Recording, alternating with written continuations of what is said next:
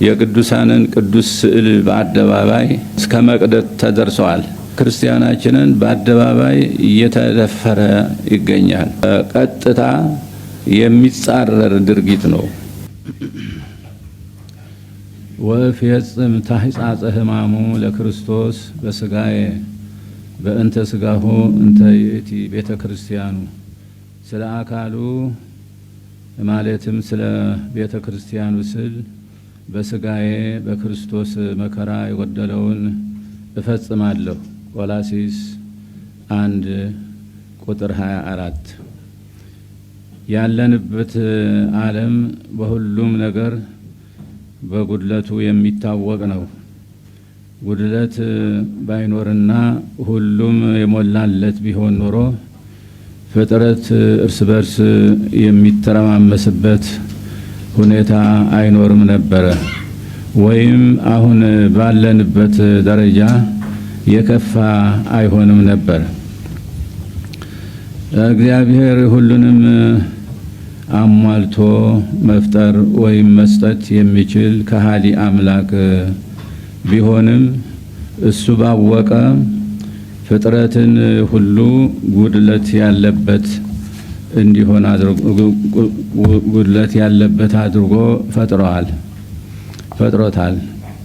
በዚህም ምክንያት የጎደለውን እያንዳንዱ የጎደለውን ለመሙላት በሚያደርገው ፍትጊያ እየተጋጨ እርስ በርስ ሲተረማመስ ማየቱ የተለመደ ነው። ምድራዊቷ ቤተ ክርስቲያንም በጎደሎ ዓለም እስካለች ድረስ ከሚመጣው ፈተና አታመልጥም። ይህም በመሆኑ ቅዱስ ጳውሎስ ለቆላስይስ ሰዎች የጎደለውን ፈጽማለሁ በማለት ሲጽፍ እናስተውላለን። ብፁዓን አበው ሊቃነ ጳጳሳት፣ የቅዱስ ሲኖዶስ አባላት፣ በጎደሎ ዓለም የምትኖር ቤተ ክርስቲያን ጉድለቷን ለመሙላት ብዙ መስዋዕትነት ከፍላለች። ቤተ ክርስቲያን ለቀጣዩ ትውልድ መሻገር እና የጎደለባትን ለመሙላት ስትል ከቅዱሳን ሐዋርያት አንስቶ እስካለንበት ዘመን ድረስ ብዙ አበው ካህናት ሊቃውንት ምእመናን ከደም ጠብታ እስከ ቁስ ስጦታ ገብራለች። አሁን በምድር ላይ ያለችው ቤተ ክርስቲያን የዚህ ሁሉ ውጤት ናት። ቤተ ክርስቲያን እንደ ሌላው ጊዜ ሁሉ ዛሬም የጎደለባት ብዙ ነገር አለ። በተቻለ መጠን ይህንን ለማሟላት ጥረት ማድረግና በተሻለ ሁኔታ ወደፊት ማሻገር ደግሞ የዚህ ጉባኤ ተቀዳሚ ተግባር ነው። በዚህ ረገድ ይህ ጉባኤ ብቻውን አይደለም። በብዙ ሚሊዮኖች የሚቆጠሩ የእግዚአብሔር ልጆች ድምጹን ለመስማት ከዙሪያው ሆነው በጉጉት ይጠብቃሉ። እነዚህ የእግዚአብሔር ልጆች ለመስማት ብቻ ሳይሆን ድምጹን ሰምተው ለመታዘዝም የተዘጋጁ ናቸው። ከሁሉ በላይ ደግሞ ሁለትም ሶስትም ሆናችሁ በስሜ በተሰበሰባችሁበት እኔ በመካከላችሁ እገኛለሁ ያለው በማለት ጉባኤውን የመሰረተው አምላክ ከዚህ ጉባኤ መካከል አለ። በመሆኑም ይህ ጉባኤ የተወሰነ አባቶች ብቻ ሳይሆን ብዙ ሰማያውያንና ምድራውያን ባለድርሻ ያሉበት መንፈስ ቅዱስም በመንፈስ የሚመራው እንደሆነ የማይታበል ነው። ከዚህ አንጻር ጉባኤው በምድር ያለችውን የእግዚአብሔር መንግስት በበላይነት የሚመራ የሚመራ ነውና ያለበት ኃላፊነት ከባድና እጅግ የላቀ ነው። ጉባኤው ኃላፊነቱን በአግባቡ ሲወጣ የሚሰጠው ሽልማት ታላቅ እንደሆነ ሁሉ ኃላፊነቱንም በኃላፊነትን በትክክል ካልተወጣ ደግሞ ተጠያቂነቱ በዚያው ልክ ከባድ ይሆናል። ብዙ ከተሰጠው ብዙ ይፈልጋል ተብለዋልና ብፁዓን አበው ሊቃነ ጳጳሳት፣ የቅዱስ ሲኖዶስ አባላት እኛ በአገልግሎትና በመሪነት በምንገኝበት በዚህ ዘመን ቤተ ክርስቲያን የጎደሉባት ነገሮች ብዙ ናቸው። ከሁሉ በላይ በውስጣችን የአንድነት ጉድለት በስፋት ይታያል። ለተሰየምንለት መለኮታዊ ተልእኮ አንድ ሐሳብ፣ አንድ ቃል፣ አንድ ልብ ሆነን መሰለፍ ያለመቻል ክፍተት እየተንጸባረቀ ነው። የዘመኑን ጥበብና ስልት ያልተከተለ ሐዋርያዊ ተልእኮአችንና አስተዳደራችንም ምእመናንን አላረካም። ክፍተቱ የሚዲያ ቀለብ ከመሆንም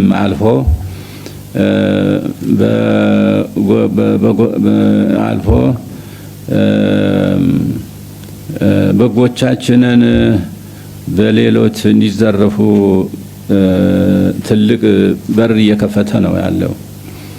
በእነዚህ አበይት ጉዳዮችና በመሳሰሉት ጉድለቶቻችን ላይ ፈጣን ቆራጥና አዋጭ የሆነ ስራ ካልተሰራ ለወደፊት የቤተ ክርስቲያናችን ሕልውና ጥያቄ ውስጥ መክተቱ አይቀሬ ነው። ብፁዓን አበው ሊቃነ ጳጳሳት፣ የቅዱስ ሲኖዶስ አባላት ቤተ ክርስቲያናችን በተጠቀሱት ችግሮች ተከባ ባለችበት ሁኔታ የሀገራችን ሰላም መቀዝቀዝ ሰላም መቀዝቀዝ ደግሞ ሌላው ተጨማሪ ጉድለት እያስከተለብን ነው።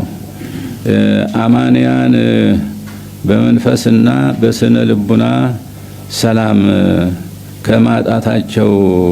ከማጣታቸውም በላይ አካላቸው ለሞትና ለጉዳት ሀብታቸውም ለዝርፊያና ለውድመት እየተዳረገ ነው። ይህም ሁሉ ሆኖ ፍትህን እያገኙ አይደለም። አብያተ ክርስቲያናትም በምእመናን ፍልሰት እየተዘጉም እየተቃጠሉም ነው። ከዚህም ሌላ የሌለን ነገር እንዳለ አስመስሎ ከያቅጣጫው የሚወረወረው የባዕዳን ስም የማጥፋት ዘመቻ የቤተ ክርስቲያናችንን እምነት ከመንቀፍና ከማብጠልጠል በላይ አልፎ የቅዱሳንን ቅዱስ ስዕል በአደባባይ እስከ መቅደት ተደርሰዋል። በቤተ ክርስቲያናችን ሕልውና ላይ በዓላማ የተነሱ አካላት የላከዋቸው እንዳሉ በሚመስል መልኩ በስመ ተሐድሶ የሚደረገው እንቅስቃሴ የኛው መለያ የሆነውን ንዋየ ቅድሳትና አልባሳት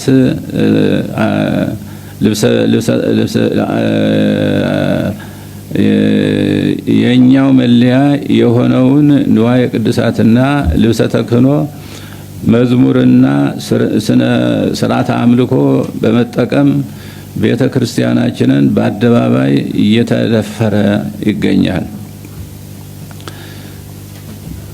ይህ አላስፈላጊ ተግባር የሀገራችንን ዜጎች በእኩልነት የሚያስተዳድረውን ህገ መንግስት በቀጥታ የሚጻረር ድርጊት ነው። ሆኖም በህግ የሚጠይቅና የሚያስቆም አካል አልተገኘም። እኛም ዝምታ የመረጥን ይመስላል። ነገር ግን መፍትሄው ዝምታ ሳይሆን በህግ አግባብ ነገሩን ለመፍታት መንቀሳቀስ እንደሆነ ሁሉም ሊገነዘበው ይገባል። ብፁዓን አበው ሊቃነ ጳጳሳት፣ የቅዱስ ሲኖዶስ አባላት በዘመናችን እየተከሰተ ያለውን ችግር ስንዘረዝር ውለን ብናደር መናገሩ በራሱ መፍትሄ ሊያመጣልን አይችልም። ጉባኤው ከዚህ በላይ መናገር እንደሚችልም እንገነዘባለን። ነገር ግን ለዚህ ሁሉ ችግር ዘላቂ መፍትሄ ሊያመጣ የሚችል መደላድል ይህ ጉባኤ በዚህ ስብሰባ ሊተልም ይገባል ብለን ከአደራ ጋር ማሳሰብ እንወዳለን።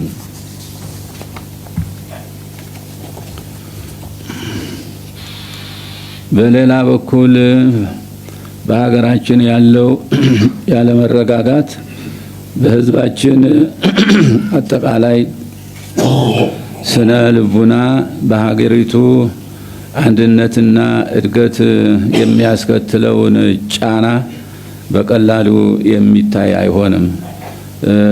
የህዝቡ ስነ ልቡና ከተጎዳ የነገው እድል ጤናማ ይሆናል ተብሎ አይታሰብም።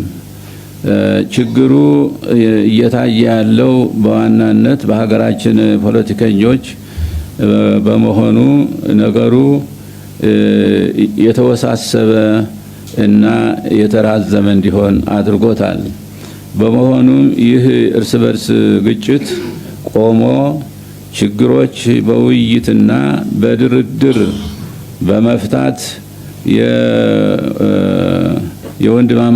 የወንድማማችን እልቂት የሚያስቆም የሰላምና የእርቅ እድል ቅድሚያ እንዲሰጠው ጉባኤው የበኩሉን ጥረት ማድረግ ይገባዋል።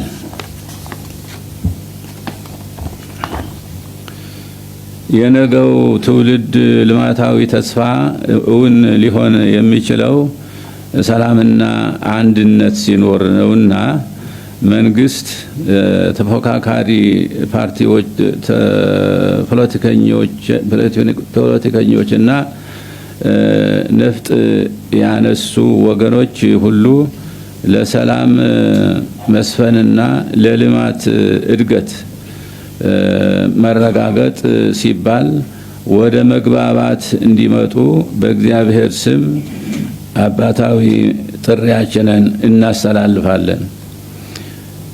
በመጨረሻም ዓመታዊውና ቀኖናዊው የቅዱስ ሲኖዶስ አብይ ጉባኤ በዛሬው ዕለት በጸሎት የተከፈተ መሆኑን ለሕዝበ ክርስቲያኑ በእግዚአብሔር ስም እናበስራለን። እግዚአብሔር የተባረከ የተቀደሰ ጉባኤ ያድርግልን። እግዚአብሔር ኢትዮጵያና ሕዝቦቿን ይባርክ። ወስብሐት ለእግዚአብሔር አሜን። ጥቅምት 12 ቀን 2018 ዓመተ ምህረት አዲስ አበባ ኢትዮጵያ